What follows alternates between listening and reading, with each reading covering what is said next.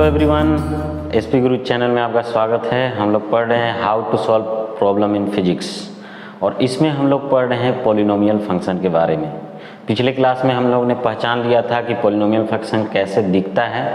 इसमें हम लोग लीनियर पॉलिनोमियल के बारे में सबसे पहले देखें, तो लीनियर पॉलिनोमियल को आगे कंटिन्यू करते हैं। क्वाड्रेटिक पॉलिनोमियल भी हम लोग देखें और पहचाने क्या होता है, कैसा दिखता है। एक ही वेरिएबल, ये दो वेरिएबल के साथ हम लोग देखे थे। अब हम आगे देखेंगे कि वो लीनियर पॉलिनोमियल को और डिटेल में जानते हैं।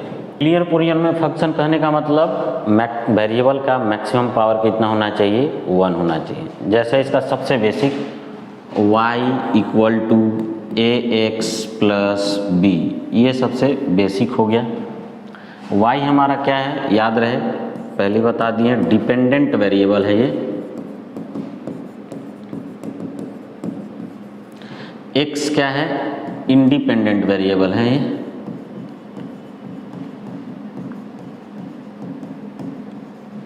एंड a एंड b जो है हमारा आर्बिट्ररी कांस्टेंट है।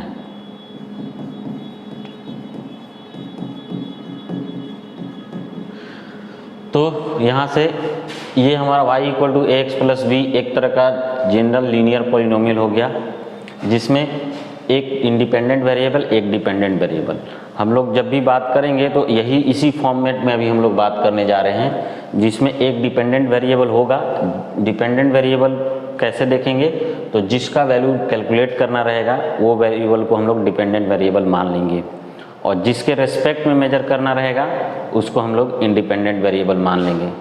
कहने का मतलब x का वैल्यू डिफरेंट पुट करेंगे तो वो इंडिपेंडेंट वेरिएबल हुआ। इस x के वैल्यू डिफरेंट पुट करने पे y का डिफरेंट वैल्यू आएगा।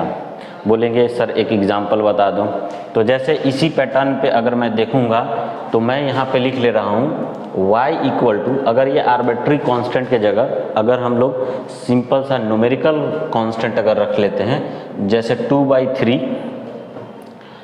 x प्लस 4, ये हमारा एक दिया हुआ है, ये हमारा एक लीनियर पॉलिनोमियल है। तो बोलेंगे हाँ है। क्यों है, तो क्योंकि यहाँ वेरिएबल है, इसका भी पावर 1 है, ये भी वेरिएबल है, इसका भी पावर क्या है, 1 है। यहाँ पे डिपेंडेंट वेरिएबल ये हो जाएगा और इंडिपेंडेंट वेरिएबल x होगा।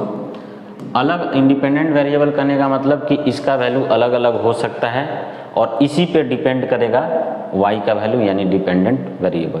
जैसे एग्जांपल, x का वैल्यू अगर हम लोग 0 पुट करते हैं तो y का वैल्यू कैलकुलेट करके बताना है। x का वैल्यू 0 पुट किए तो y का वैल्यू, जैसे यहाँ पे y 2/3 इंटू जहाँ x है वहाँ पे 0 पुट कर दिए प्लस 4। 0 से मल्टीप्लाई होने के बाद कोई भी चीज़ 0 हो जाता है, प्लस 4।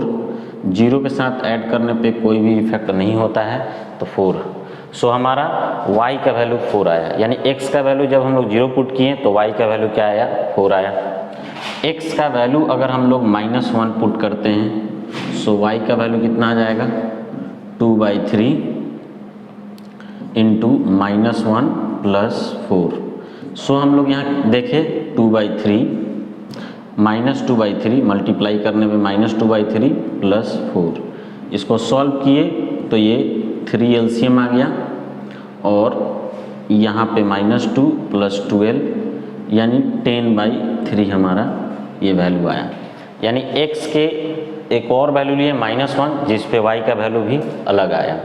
तो ऐसे इसी तरह से हम देख रहे हैं कि x के अलग अलग वैल्यू के लिए y का वैल्यू अलग अलग आ रहा है, यानी कि y जो है वो x के वैल्यू पे डिपेंड कर रहा है। x का वैल्यू अलग होगा, वही डिपेंड। इसीलिए हम लोग क्या बोलते हैं, x इंडिपेंडेंट वेरिएबल है, उसका वैल्यू कुछ भी हो सकता है और उसी के वैल्यू को वेरी करने पे y का वैल्यू आएगा। तो ये जनरल लीनियर पॉलिनोमियल को हम लोग इस तरह से भी लिख सकते हैं, y equal to ax plus b, जहाँ a भी कोई भी आर्बिट्ररी कांस्टेंट हो सकता है और आर्बिट्ररी कांस्टेंट में कोई भी रियल नंबर हो सकता है।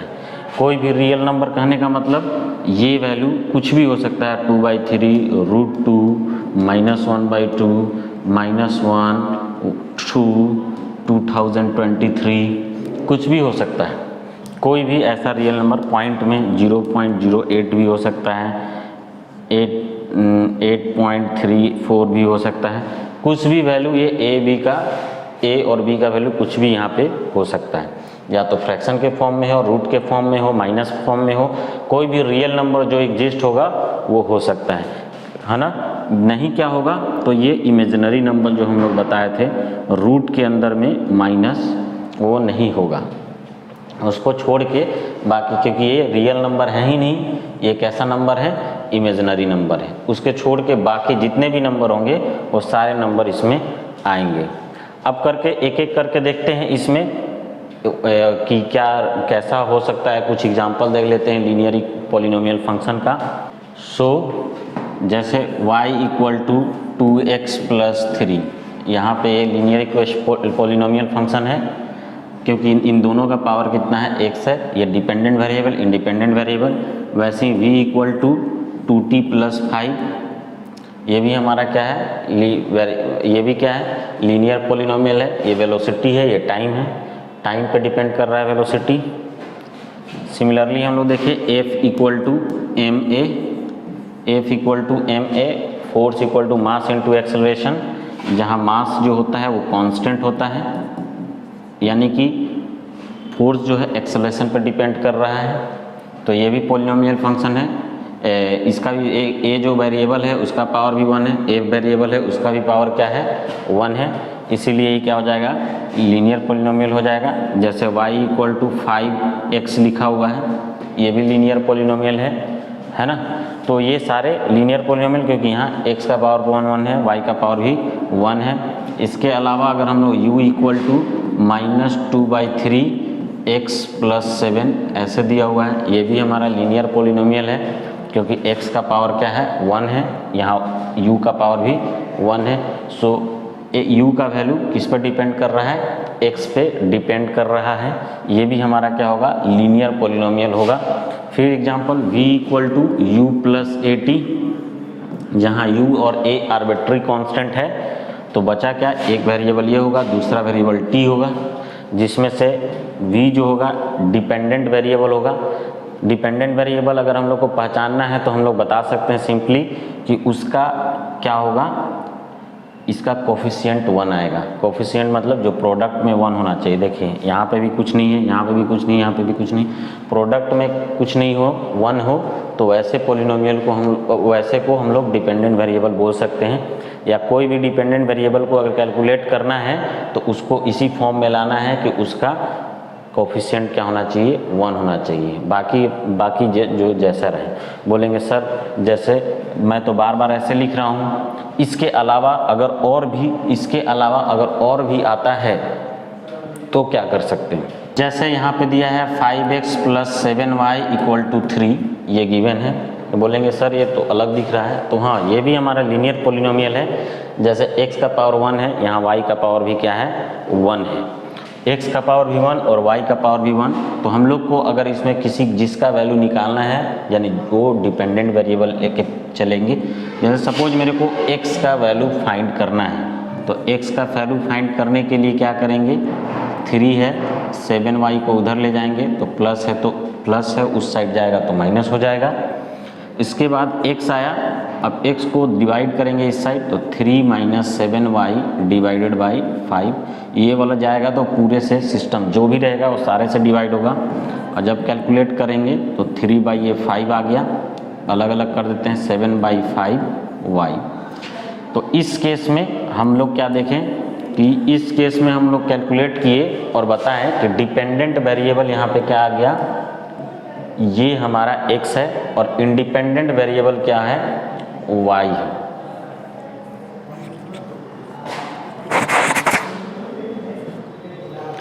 डिपेंडेंट वेरिएबल x कहने का मतलब x का वैल्यू किस पे डिपेंड करेगा, y पे डिपेंड करेगा। बोलेंगे नहीं सर हमको y का वैल्यू कैलकुलेट करना है, तो कोई दिक्कत नहीं। अगर y का वैल्यू कैलकुलेट करना है तो इसको सॉल्व क्या करेंगे, 7y को रहने देंगे इस साइड, बाकी 3 इधर है, और 5x को इस साइड लाएंगे तो क्या हो गया, -5x। अब y को इधर डिवाइड 7 को जो कोफिशिएंट है इधर डिवाइड करेंगे तो 3 minus 5x upon 7। So y equal to हमारे पास आ गया 3/7, -5/7 इंटू एक्स। सो यहाँ पे y का पावर कोफिशिएंट 1 है, यानी ये यहाँ पे डिपेंडेंट वेरिएबल का काम करेगा और x यहाँ पे इंडिपेंडेंट वेरिएबल का काम करेगा। तो हम लोग क्या देखें, इन दोनों से क्या रिजल्टेंट, क्या कंक्लूजन क्या निकाल सकते हैं। कंक्लूजन यही निकलेगा कि हमेशा y डिपेंडेंट वेरिएबल नहीं रहेगा। देखिए यहाँ पे y डिपेंडेंट है बट यहाँ पे इंडिपेंडेंट है, यहाँ पे x इंडिपेंडेंट है बट यहाँ पे x डिपेंडेंट है। तो जिसका वैल्यू कैलकुलेट करना रहेगा वो हमारा डिपेंडेंट वेरिएबल रहेगा और जिस पे वो डिपेंड करेगा वो इंडिपेंडेंट वेरिएबल रहेगा। जैसा x का वैल्यू डिपेंड कर रहा है y पे, सो y इंडिपेंडेंट वेरिएबल, यहाँ y का वैल्यू डिपेंड कर रहा है x पे, सो यहाँ x क्या हो जाएगा, इंडिपेंडेंट वेरिएबल। ठीक है, अब अगर इसी तरह से दिया रहेगा तो हम लोग कैलकुलेट कर सकते हैं, डिपेंडेंट वेरिएबल को निकाल सकते हैं। कुछ और एग्जांपल देख लेते हैं। जैसे हमारे पास दिया हुआ है 2x - 3t + 7 = 0। ये हमारे पास इक्वेशन है जहाँ पे बोला गया है कि ये हमारा x जो है वो डिस्प्लेसमेंट को रिप्रेजेंट कर रहा है, t है वो टाइम को रिप्रेजेंट कर रहा है और फाइंड करना है डिस्प्लेसमेंट, फाइंड डिस्प्लेसमेंट।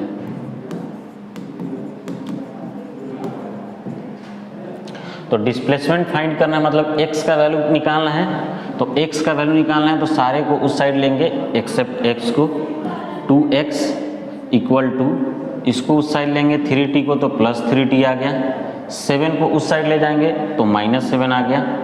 x का वैल्यू कैलकुलेट करना है तो 3t - 7, 2 एक बार इससे डिवाइड होगा, 2 एक बार इससे डिवाइड हो गया। सो हमारे पास x का वैल्यू इस फॉर्मेट में आ गया। ये क्या बोलेंगे, x is the function of t, इसको पढ़ सकते हैं फंक्शन ऑफ t। x जो है कैसा x जो है t का फंक्शन है, इसका कहने का मतलब है t जो है हमारा इंडिपेंडेंट वेरिएबल का काम करेगा, x जो है वो डिपेंडेंट वेरिएबल का काम करेगा। मैं क्या बताया, जिसका वैल्यू कैलकुलेट करना रहेगा वो हमारा डिपेंडेंट वेरिएबल होगा और जिस पे वो डिपेंड करेगा वो हमारा इंडिपेंडेंट वेरिएबल। तो x का वैल्यू कैलकुलेट करना है, सो x हमारा डिपेंडेंट वेरिएबल, x किस पे डिपेंड कर रहा है, t पे डिपेंड कर रहा है, तो t हमारा इंडिपेंडेंट वेरिएबल। इसको पढ़ेंगे कैसे, बोलेंगे x is the function of time. x किसका फंक्शन है, टाइम का फंक्शन है। इसको अगर शॉर्ट में लिखना रहेगा तो इसको ft लिखते हैं। इसका कहने का मतलब कि x is the function of t, इसको पढ़ सकते हैं x is the function of t। ये fn लिखा हुआ है, शॉर्ट में फंक्शन को रिप्रेजेंट करता है। ये हम लोग अब ऐसे ही शॉर्ट में लिखते हैं, ये कहीं बुक में नहीं दिया रहेगा लेकिन ऐसे हम लोग लिखते हैं। ये जो फिजिसिस्ट हो गए, ये जो फिजिक्स पढ़ाते हैं या मैथ पढ़ाते हैं वो बार बार फंक्शन लिखना रहता है तो इसको शॉर्ट में इस तरह से लिखते हैं। ओके, सो अभी हम लोग देखें कि ये जो है x फंक्शन ऑफ टाइम है, वैसे ही हम लोग अगर देखेंगे अलग अलग चीज़ को देखते जाएंगे और बताएंगे। यानी इसका कहने का मतलब x is the function of t, यानी x किस पे डिपेंड कर रहा है, टाइम पे डिपेंड कर रहा है। इसी तरह से मैं कुछ और लिख देता हूँ, जैसे v for velocity function of x। इसको पढ़ेंगे क्या, velocity is the function of x, पढ़ेंगे velocity is the function of x, यानी कि वेलोसिटी जो है वो किस पे डिपेंड कर रहा है, डिस्प्लेसमेंट पे डिपेंड कर रहा है। जैसे हम लोग लिखे work is function of x, इसका कहने का मतलब है ये हमारा वर्क है, वर्क डन, जो हम लोग वर्क डन निकालेंगे वो है, और ये x क्या है, डिस्प्लेसमेंट है। इसका कहने का मतलब वर्क जो है फंक्शन है डिस्प्लेसमेंट का, यानी कि वर्क डिपेंड कर रहा है डिस्प्लेसमेंट पर। तो इसको इस तरह से लिखेंगे। अब किस तरह से वेरी कर रहा है, ये कोई भी फंक्शन हो सकता है। जैसे फंक्शन हम बताए थे कि polynomial function, rational function, irrational function है ना, मॉडुलस फंक्शन भी हो सकता है। इसके अलावा ट्रिग्नोमेट्रिकल फंक्शन भी हो सकता है, जिसमें भी ट्रांसेंडेंटल फंक्शन है, एक्सपोनेंशियल फंक्शन, लॉगरिथमिक फंक्शन, कुछ भी हो सकते हैं। तो अभी हम लोग लीनियर फंक्शन के बारे में पढ़ रहे हैं, तो हम लोग यहाँ पे लीनियर फंक्शन को ही डिस्कस करेंगे। जैसे for example v equal to अगर हमारे पास दिया हुआ है 3 + 2/3x दिया हुआ है, तो ये क्या है, v is the function of x। Sorry, इसमें ये क्या होगा, लीनियर पॉलिनोमियल होगा, है ना। और भी कोई भी कुछ भी हो सकता है, जरूरी नहीं कि ऐसा हो, और कुछ भी हो सकता है। वैसे वर्क फंक्शन है, वर्क है डिस्प्लेसमेंट का फंक्शन, सो ये वैल्यू -1/3x + 7 है ना। तो ये कैसा लीनियर पॉलिनोमियल के फंक्शन में है, ये फंक्शन कैसा है, लीनियर पॉलिनोमियल, क्योंकि x का भी पावर 1 है, w का भी पावर 1 है, x का भी पावर यहाँ 1 है, v का भी पावर यहाँ क्या है, 1 है। तो इससे हम लोग क्या पता है, इसमें अगर मैं पूछूंगा बताओ इसमें डिपेंडेंट वेरिएबल कौन है, तो तुरंत बता देंगे v जो है डिपेंडेंट वेरिएबल है। इसमें मैं पूछूंगा बताओ डिपेंडेंट वेरिएबल कौन है, तुरंत बता देंगे, जिसका वैल्यू कैलकुलेट करना है, मतलब कि वर्क डन यहाँ पर डिपेंडेंट वेरिएबल है। मैं पूछूंगा बताओ इसमें इंडिपेंडेंट वेरिएबल कौन सा है, तो तुरंत बोलोगे कि इंडिपेंडेंट वेरिएबल डिस्प्लेसमेंट है। इसमें पूछूंगा इंडिपेंडेंट वेरिएबल कौन है, तो तुरंत बता दोगे कि यहाँ पे डिस्प्लेसमेंट है। फिर से हम लोग देखते हैं, इसमें मैं पूछूंगा बताओ डिपेंडेंट वेरिएबल कौन है, तो जिसका वैल्यू कैलकुलेट करना है वो डिपेंडेंट वेरिएबल है। मैं पूछूंगा इंडिपेंडेंट वेरिएबल कौन है, जिस पे वो डिपेंड कर रहा है, यानी x पे डिपेंड कर रहा है, x हमारा इंडिपेंडेंट वेरिएबल हो जाएगा। फिर से मैं पूछता हूँ इसमें से बताओ डिपेंडेंट वेरिएबल कौन है, तो फिर बोलेंगे जिसका वैल्यू कैलकुलेट करना है वो हमारा क्या होगा, डिपेंडेंट वेरिएबल होगा। और जिसका वैल्यू हम जिस पे डिपेंड कर रहा है वो हमारा क्या हो जाएगा, वो इंडिपेंडेंट वेरिएबल हो जाएगा। तो x पे वैल्यू डिपेंड कर रहा है, इसलिए x हमारा इंडिपेंडेंट वेरिएबल हो जाएगा। तो ये आसान है, ऐसे हम लोग जान सकते हैं। सो हम लोग बहुत सारे एग्जांपल देख लिए लीनियर पॉलिनोमियल फंक्शन का। अब हम लोग देखते हैं इसका ग्राफ कैसे बनाते हैं। मैं बताया ग्राफ बहुत इंपॉर्टेंट चीज़ होता है, ग्राफ से हम बहुत सारे चीज़ को सोल्यूशन निकाल सकते हैं, जस्ट चुटकी बजा के। चुटकी बजा के कहने का मतलब देख के तुरंत बना सकते हैं। तो इसीलिए ग्राफ को जानना बहुत ज़रूरी है, यह आप लोग का बेसिक है। और ये फिजिक्स हो, मैथ्स हो, बायोलॉजी हो, या कहीं पे ये हर जगह यूज होता है। ग्राफ एक ऐसा चीज़ है जो हर सेक्टर में यूज कर सकते हैं, इकोनॉमिक्स से, यानी कि कॉमर्स वाले भी यूज करते हैं, आर्ट्स वाले भी यूज करते हैं, सबको यूज करता है। और हम लोग तो जनरली साइंस के स्टूडेंट हैं, साइंस के स्टूडेंट के लिए तो ये एकदम बहुत इम्पोर्टेंट है, और बहुत इम्पोर्टेंट है तो इसको पढ़ना ज़रूरी है। कितने लोग सोचते हैं क्या पढ़ के क्या होगा, हम तो बायोलॉजी वाले हैं, बायोलॉजी को कोई फ़र्क नहीं पड़ता। तो नहीं भाई, बायोलॉजी में भी ग्राफ आता है ना। अब हम लोग कुछ कांस्टेंट लेते हैं, जैसे y = 2 का ग्राफ बनाते हैं। बोलेंगे ओके ओके ओके बनाते हैं। तो बोलेंगे y हमारा क्या है, एक वेरिएबल है जिसका वैल्यू कैलकुलेट करना है, डिपेंडेंट वेरिएबल है। क्या यहाँ इंडिपेंडेंट वेरिएबल है, तो नो, इंडिपेंडेंट वेरिएबल है ही नहीं यहाँ पे। जब इंडिपेंडेंट वेरिएबल नहीं है यानी कि ये क्या वैल्यू है, कांस्टेंट है। तो y हमारा वेरिएबल नहीं, क्या कहलाएगा, ये कांस्टेंट कहलाएगा, जिसका वैल्यू किसी भी चीज़ पे डिपेंड नहीं कर रहा है। y का वैल्यू किसी भी चीज़ पे डिपेंड नहीं कर रहा है, उसका वैल्यू हमेशा क्या होगा, 2 हो। आंधी आ जाए या तूफान आ जाए, x का वैल्यू इन्फानाइट हो जाए या x का वैल्यू 0 हो जाए, x का वैल्यू -इन्फानाइट हो जाए, कोई फर्क नहीं पड़ रहा है, y का वैल्यू कितना होगा, 2 ही रहेगा। ओके।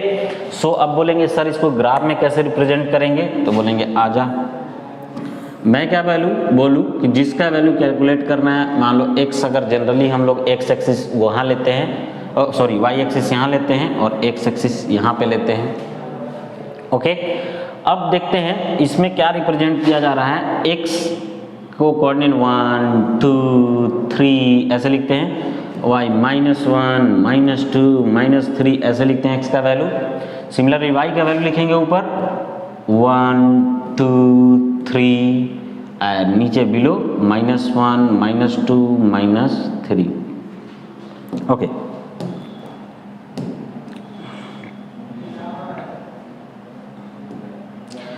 तो अब बोला जा रहा है यहाँ पे कि y का वैल्यू कितना है 2 है। तो मैं बोला कब 2 है, तो मैं बोला x का वैल्यू क्या रखें कि y का वैल्यू 2 आए, तो मैं बोला x का वैल्यू 0 रखें तो भी y का वैल्यू 2 आएगा, x का वैल्यू 1 रखेंगे तो भी y का वैल्यू कितना आएगा 2 आएगा, x का वैल्यू 2 रखेंगे तो भी y का वैल्यू 2 आएगा, x का वैल्यू 3 रखेंगे y का वैल्यू 2 आएगा, x का वैल्यू बढ़ते बढ़ते इन्फिनाइट आएगा तो भी हमारा y का वैल्यू 2 आएगा, क्योंकि x पे डिपेंड ही नहीं कर रहा है।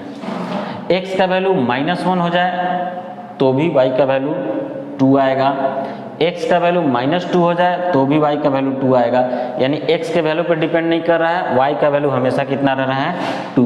तो for all value of x y equal to 2, x के हर एक वैल्यू के लिए ऐसे लिखते हैं for all value of x, all value of all जितने भी नेचुरल नंबर ले लिए, नेचुरल नंबर बोल सकते हैं या real number, for all value of x, all real number, जितने भी रियल नंबर हैं उसके लिए y इक्वल टू कितना है 2। x के हर एक वैल्यू के लिए इसको हम लोग for all value of x बोलते हैं, for all real number of x, इसको इस तरह से सिंबल लिखते हैं फॉर ऑल के लिए। और ये क्या रिप्रेजेंट करता है, x के जितने भी रियल नंबर है वो सब के लिए y का वैल्यू क्या है 2 है। जितने भी रियल नंबर कहने का मतलब क्या हो गया, याद रखेंगे रियल नंबर मतलब जो वैल्यू -इन्फिनिटी से +इन्फिनिटी में जो भी नंबर आता है, जो भी पॉइंट में फ्रैक्शन में जो भी आ जाता है वो सारा रियल नंबर कहलाएगा, एक्सेप्ट रूट के अंदर में माइनस नहीं होना चाहिए। सो अब हम लोग देखते हैं यहाँ पे y का वैल्यू 2 है, x for all real value को हम लोग ऐसे लिखें, इसको और किस तरह से लिख सकते हैं, तो x का वैल्यू जो है -इन्फिनिटी से लेकर इन्फिनिटी के बीच में, यानी -इन्फिनिटी से बड़ा और इन्फिनिटी से छोटा, इन दोनों के बीच में जितने भी नंबर आ जाएंगे सम, तो ये दोनों को इस तरह से हम लोग लिखते हैं x for all real number, x का वैल्यू हर एक रियल नंबर के लिए, यानी x का वैल्यू -इन्फिनिटी से कहाँ तक जाएगा, इन्फिनिटी के लिए। तो x का वैल्यू कुछ भी हो, -इन्फिनिटी या इन्फिनिटी के बीच में सारे नंबर आ जाते हैं, तो x के वैल्यू के कुछ के लिए y का वैल्यू कितना है, तो y इक्वल टू है 2। देखो x का कुछ भी वैल्यू देखेंगे तो अगर पॉइंट, अगर इसी लाइन पे हमारा पॉइंट आएगा और ये लाइन हमारा क्या कहलाएगा 2 कहलाएगा। तो y इक्वल टू अगर 2 दिया है, 2 कैसा है पॉजिटिव नंबर, तो हमारा ग्राफ कैसा बना, इस तरह से बना। तो y का वैल्यू पॉजिटिव है, इस तरह से ग्राफ बना। और भी कुछ एग्जांपल देख लेते हैं जिससे पता चलेगा कि हम लोग y इक्वल टू और भी कुछ फंक्शन रखेंगे तो उसका ग्राफ किस तरह से बनेगा। सो स्टार्ट करते हैं यहाँ से, y का वैल्यू 2/3, 2/3 कहने का मतलब अगर y का वैल्यू 2/3 है, इसको पॉइंट में लिखेंगे 0.67, क्योंकि आएगा 0.66666666, तो 6 5 से बड़ा है तो यहाँ 6 7 लिख दिए। ओके, सो 6 कहाँ पे आएगा, इसका ग्राफ कैसे बनेगा, तो ये पॉजिटिव है, देखो y का वैल्यू पॉजिटिव है, पॉजिटिव कहने का मतलब ऊपर में आएगा, यहाँ कहीं पे आएगा, इधर अगर 1 है तो 6.7 इधर कहीं आएगा, तो ग्राफ कैसे बन जाएगा हमारा, ये x के कोई भी वैल्यू के लिए y का वैल्यू हमारा उतना रहेगा।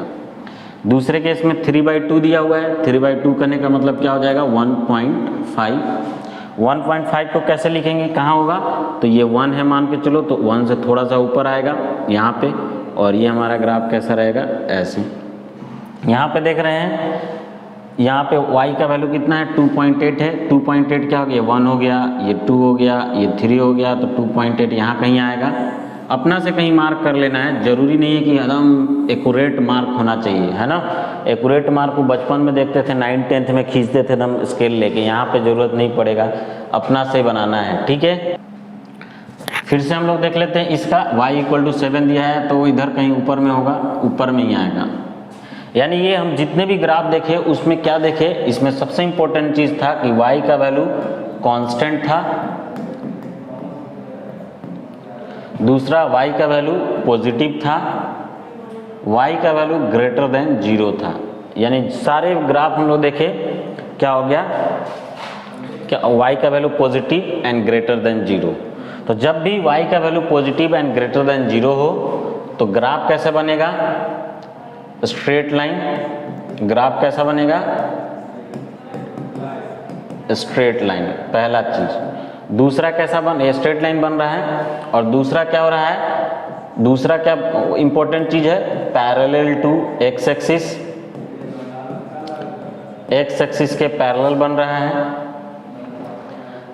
तीसरा चीज above the X axis, X axis के ऊपर बन रहा है। तो याद रहे कि ये तीन चीज, जब y का वैल्यू पॉजिटिव और कांस्टेंट हो तो ऐसा ग्राफ बनता है। पहला स्ट्रेट लाइन बनेगा, स्ट्रेट लाइन बनेगा parallel to X axis, X axis के पैरेलल बनेगा, समांतर, और above the X axis, X axis के ऊपर बन रहा है। ये कब बनता है, जब y का वैल्यू कांस्टेंट होना चाहिए, और कैसा कांस्टेंट, पॉजिटिव कांस्टेंट होना चाहिए। That means y is greater than 0, 0 से कोई भी बड़ा होता है उसको हम लोग पॉजिटिव नंबर बोलते हैं। तो हम लोग देखिए y का वैल्यू पॉजिटिव हो, आगे देखते हैं। यहाँ y का वैल्यू -3 है, तो -3 कहाँ हो सकता है, तो y ऊपर में पॉजिटिव वैल्यू देगा 1 2 3, नीचे में नेगेटिव, और 1 यहाँ है, 2 यहाँ है, -1 -2 -3 इधर कहीं आएगा, तो ग्राफ कैसा रहेगा, -3। यानी x का वैल्यू कुछ भी हो, y का वैल्यू -3 आने वाला है, तो इस तरह से ग्राफ बनेगा। देखो x का वैल्यू 1 रखेंगे, y का वैल्यू -3, x का वैल्यू 2 रखेंगे तो y का वैल्यू -3, x का वैल्यू इन्फिनाइट रख देंगे, y का वैल्यू -3, x का वैल्यू -2 रखेंगे तो y का वैल्यू -3। x का वैल्यू कुछ भी हो, y का वैल्यू हमेशा -3 है, तो ये -3 वाला लाइन बन जाएगा। सिमिलरली x का वैल्यू कुछ भी हो, y का वैल्यू -3/2, -3/2 को -1.5 लिख सकते हैं। सो -1.5 कहाँ आ जाएगा, नीचे आ जाएगा, 1 से थोड़ा सा ज़्यादा, तो ये इस तरह से ग्राफ आ जाएगा। यहाँ पे देखेंगे y का वैल्यू -4/5 है, तो y कौन सा है, ये x एक्सिस है, ये y एक्सिस है, तो y पॉजिटिव इधर हो गया, नेगेटिव इधर, तो y का वैल्यू -4/5 इस साइड में आएगा, इधर 1 2 3 4 और 4.5, और ये क्या होगा, x के कोई भी वैल्यू के लिए y का वैल्यू क्या होगा, -4/5, तो ये लाइन बनेगा। फिर से देख रहे हैं y का वैल्यू -2023, तो 2023 ये नीचे ही कहीं पे होगा, या मान लो कि 1000 हो गया, 2000 हो गया, 2023 इधर ही कहीं पे आएगा, तो माइनस है तो ये नीचे आ गया। तो ये देखिए इस सारे केस में y का वैल्यू कैसा था, तो इन सारे केस में y का वैल्यू कांस्टेंट था जो चेंज नहीं होगा, नेगेटिव था, यानी y जो है लेस देन 0 था, 0 से छोटा। हम लोग यहाँ पे जो भी जितने भी ग्राफ देखे हैं चारों, और चारों में क्या है, y जो है कांस्टेंट है, नेगेटिव है, और लेस देन 0 है, 0 से छोटा। 0 से छोटा जितना भी होता है वो क्या होता है, नेगेटिव नंबर्स होते हैं। तो हम लोग इस केस में कैसा ग्राफ, कंक्लूजन क्या निकाले हैं, ग्राफ जो है वो क्या बना है, parallel to y X axis के पैरेलल बना है। तो इसमें कंक्लूजन पहला क्या है, पैरेलल टू एक्स एक्सिस,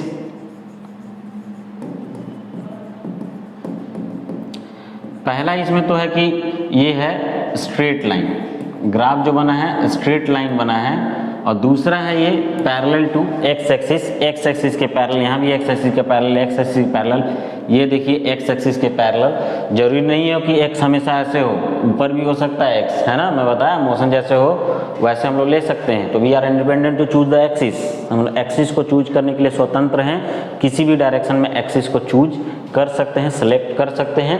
सो अगर एक्स ऊपर है तो वाई इधर होगा, तो एक्स के पैरेलल है, स्ट्रेट लाइन है, एक्स एक्सिस के पैरेलल है, समांतर है।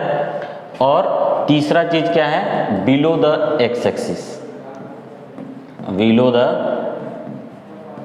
X axis. तो एक्स एक्सिस के नीचे ग्राफ बना है, ये एक्स एक्सिस से नीचे, एक्स एक्सिस है उसके नीचे, यहाँ एक्स एक्सिस है उसके नीचे, एक्स एक्सिस है इसके किस साइड, लेफ्ट साइड बना है, लेफ्ट साइड। ऐसे केस में ये लेफ्ट साइड बना है, तो बिलो भी हो सकता है, या इस केस में ए वाले केस में किधर बना है, left side the X axis. So हम लोग क्या देखें, कंक्लूजन इसमें निकाले कि अगर y का वैल्यू पॉजिटिव होता है यानी 0 से बड़ा होता है तो एबव द y एक्सिस बनेगा, नेगेटिव होगा तो बिलो द y एक्सिस बनेगा। जैसे हमने देखा y को कांस्टेंट लेके ग्राफ बनाया, वैसे ही अब हम लोग देखते हैं कि अगर x कांस्टेंट हो तो उसका ग्राफ कैसे बनेगा। जैसे x का वैल्यू a रिप्रेजेंट कर रहा है कोई कांस्टेंट को, कांस्टेंट ये पॉजिटिव भी हो, a कांस्टेंट है तो कांस्टेंट क्या हो सकता है, a पॉजिटिव भी हो सकता है। ग्रेटर देन 0 कहने का मतलब क्या हो गया, पॉजिटिव वैल्यू, या a का वैल्यू जो है वो नेगेटिव भी हो सकता है। नेगेटिव कहने का मतलब क्या हो गया, लेस देन 0, 0 से छोटा। तो a का वैल्यू कुछ भी हो सकता है। a का वैल्यू पॉजिटिव कहने का मतलब x का वैल्यू जो हो गया 2, x का वैल्यू 3, x का वैल्यू 4/5, x का वैल्यू 0.73, x का वैल्यू 4/3, x का वैल्यू 2.87, ये सब जो वैल्यू रिप्रेजेंट कर रहा है, जितने भी रियल नंबर रिप्रेजेंट कर रहा है वो सब x क्या रिप्रेजेंट कर रहा है, पॉजिटिव वैल्यू। नेगेटिव वैल्यू कहने का मतलब x का वैल्यू -2, x का वैल्यू -3, x का वैल्यू -4/5, x का वैल्यू -0.73, x का वैल्यू -2.87, ये सब जो है नेगेटिव वैल्यू को रिप्रेजेंट कर रहा है, मतलब कांस्टेंट है, ऐसा कांस्टेंट जो नेगेटिव को रिप्रेजेंट कर रहा है। तो या तो x का वैल्यू पॉजिटिव हो सकता है, या नेगेटिव हो सकता है, या 0 भी हो सकता है। तो सबसे पहले हम लोग देखते हैं कि पॉजिटिव और नेगेटिव में रहेगा तो ग्राफ कैसे बनेगा। अब जैसे हम लोग x का वैल्यू क्या ले लेते हैं, 2, और उसका ग्राफ बनाते हैं। x का वैल्यू 2 कहने का मतलब यहाँ पे x जो है वो कांस्टेंट है, वो किसी भी चीज़ पे डिपेंड नहीं कर रहा है। एक y का वैल्यू, दूसरा वेरिएबल हमारा एक x ग्राफ है, y है, इसका कहने का मतलब क्या हो गया कि x जो है उसका वैल्यू गिवन है, y का वैल्यू गिवन नहीं है। दो वेरिएबल है, क्या x का वैल्यू जो है y के वैल्यू पे डिपेंड कर रहा है? तो यहाँ से देख के लग रहा है कुछ नहीं। y का वैल्यू कुछ भी हो, x का वैल्यू 2 ही रहने वाला है। y का वैल्यू कुछ भी हो, x का वैल्यू क्या होने वाला है, 2 ही होने वाला है, यानी कि y पर डिपेंड नहीं कर रहा है। तो सपोज x का वैल्यू 2 किधर होगा, ये 1 हो गया, ये क्या हो गया 2 हो गया, 3 हो गया, 4 हो गया, इधर करेंगे तो -1, -2 एंड -3। जब हम लोग बात करते हैं x का वैल्यू 2, तो x का वैल्यू 2 है। y का वैल्यू 0 होने पे x का वैल्यू भी 2 है। y का वैल्यू कोई भी पॉजिटिव नंबर रहेगा तो भी x का वैल्यू कितना होगा, 2। y का वैल्यू कुछ भी पॉजिटिव वैल्यू रहेगा, x का वैल्यू क्या रहेगा, 2 ही रहेगा। y का वैल्यू नेगेटिव भी रहेगा तो भी x का वैल्यू क्या आएगा, 2 आएगा। जब इसको हम लोग देखते हैं, ड्रॉ करते हैं, तो इन पॉइंट को मिलाने पे लाइन कैसे आएगा, स्ट्रेट लाइन इस तरह से आएगा। तो इस तरह से आया तो हम लोग क्या निकाले, कंक्लूजन देखिए कि y का वैल्यू या इन्फानाइट से लेके +∞, 0, -∞, कहीं पे भी देखेंगे y का वैल्यू कुछ भी हो, यानी y का वैल्यू कुछ भी हो -∞ से लेके इन्फानाइट तक x का वैल्यू 2 ही रहने वाला है, वो चेंज होने वाला नहीं है। इसीलिए ये डायरेक्ट सीधी लाइन बना है। यानी कहीं पे जैसे y का वैल्यू यहाँ -5 ले लिए तो -5 पे y का वैल्यू देखेंगे, x का वैल्यू देखेंगे यहाँ पे, तो x का वैल्यू 2 आ रहा है। तो कोई भी वैल्यू के लिए x का वैल्यू अगर 2 आ रहा है, इसको हम लोग लिख सकते हैं -∞ से y ∞ तक, यानी y for all real number.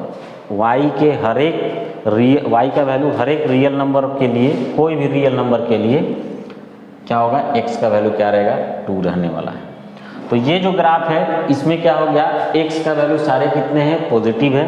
तो जब x का वैल्यू पॉजिटिव रहेगा उस केस में क्या होने वाला है, यहाँ पे देखिए x का वैल्यू a है और a जो है वो क्या है, पॉजिटिव है।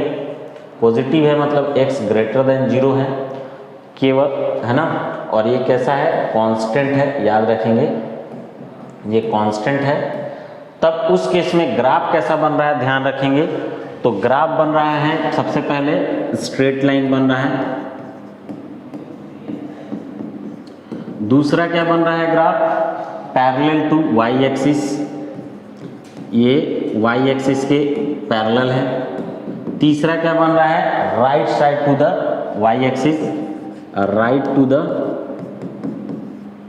y एक्सिस, y एक्सिस के किधर, राइट साइड बन रहा है, ठीक है। सो हम लोग क्या देखें यहाँ पे कि अगर x का वैल्यू पॉजिटिव होगा तो यही चीज स्ट्रेट लाइन होगा, पैरेलल होगा y एक्सिस में और right to the y axis के राइट साइड ग्राफ बनेगा। तो ध्यान से देखना है, x का वैल्यू पॉजिटिव होना चाहिए, कोई भी पॉजिटिव नंबर हो तो पॉजिटिव नंबर क्या हो, कांस्टेंट हो, तब ऐसा ग्राफ आता है।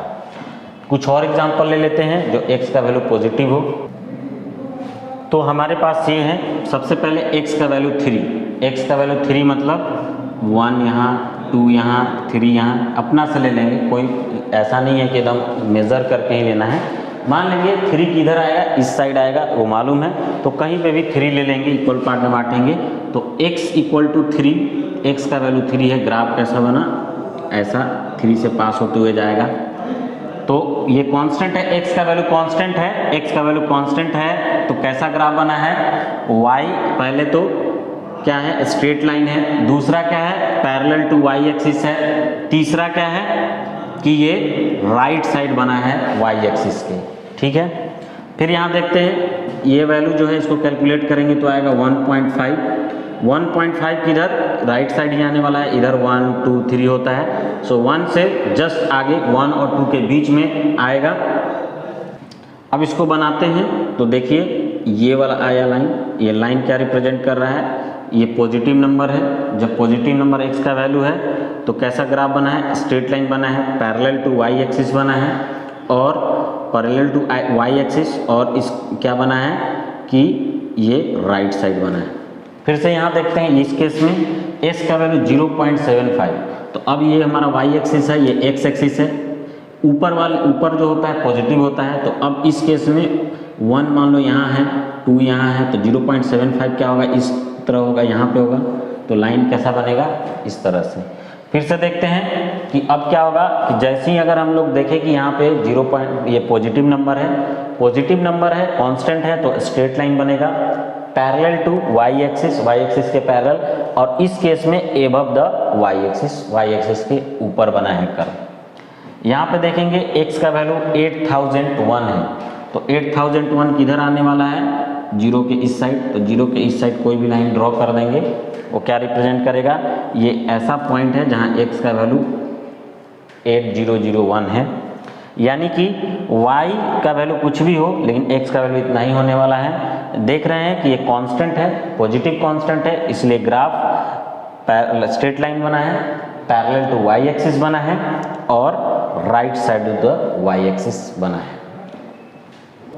जैसे हम लोग देखा पॉजिटिव x का वैल्यू हो तो क्या हुआ, अब हम लोग x का वैल्यू नेगेटिव कोई कांस्टेंट होता है तब ग्राफ कैसे बनेगा, तो x का वैल्यू -2 है, तो -2 होने पे y का वैल्यू कुछ भी हो, x का वैल्यू चेंज होने वाला नहीं है। सिमिलरली यहाँ पे देखेंगे x का वैल्यू कितना है, -2 माइनस इधर +1 +2 इधर जाएंगे -1 -2 इस साइड में कहीं आएगा, यानी कि पॉइंट हमें कहाँ, लाइन जो है इससे पास होना जाना चाहिए। ये कांस्टेंट है तो कैसा बनेगा, स्ट्रेट लाइन बनेगा, पैरेलल टू y एक्सिस बनेगा।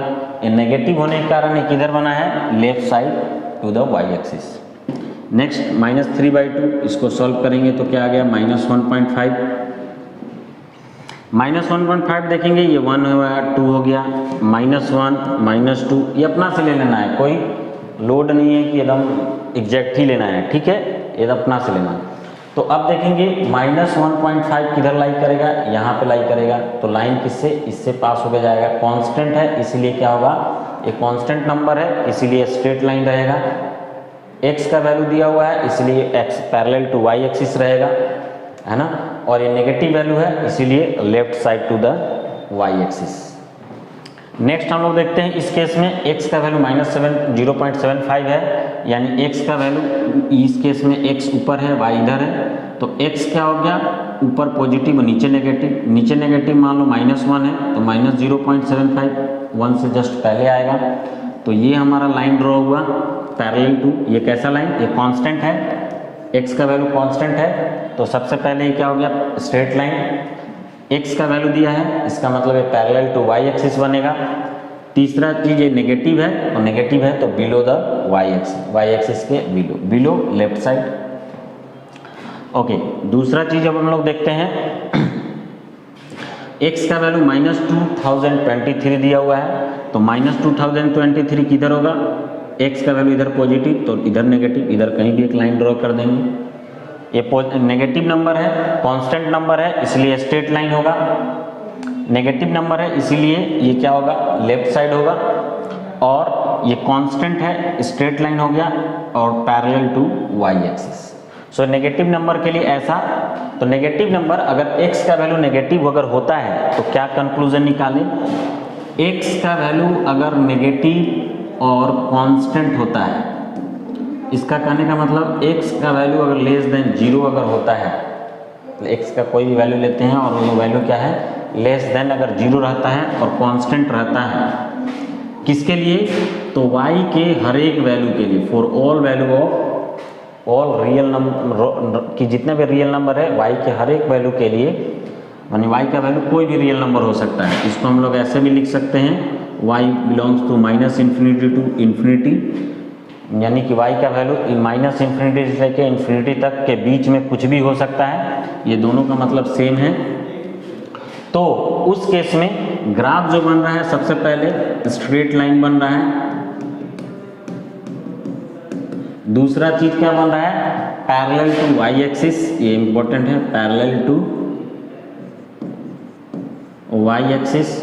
तीसरा चीज क्या बन रहा है, तीसरा चीज क्या है, below the y axis, below the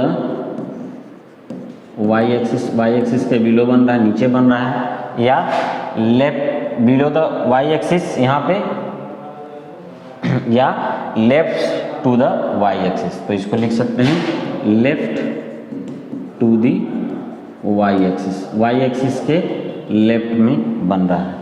तो ये हम लोग देखें कि अगर x का वैल्यू नेगेटिव रहता है, कांस्टेंट नेगेटिव टर्म रहता है, तो स्ट्रेट लाइन बनेगा, पैरेलल टू y एक्सिस बनेगा, लेफ्ट साइड बनेगा y एक्सिस का। अगर ऐसा है तो बिलो बनेगा। तो याद रहेगा, बिलो लेफ्ट को बिलोंग करता है, एबव राइट को बिलोंग करता है। यहाँ से राइट एबव को रिप्रेजेंट करेगा और लेफ्ट बिलो को रिप्रेजेंट करेगा जब ग्राफ के कोऑर्डिनेट को उल्टा कर दिया जाएगा।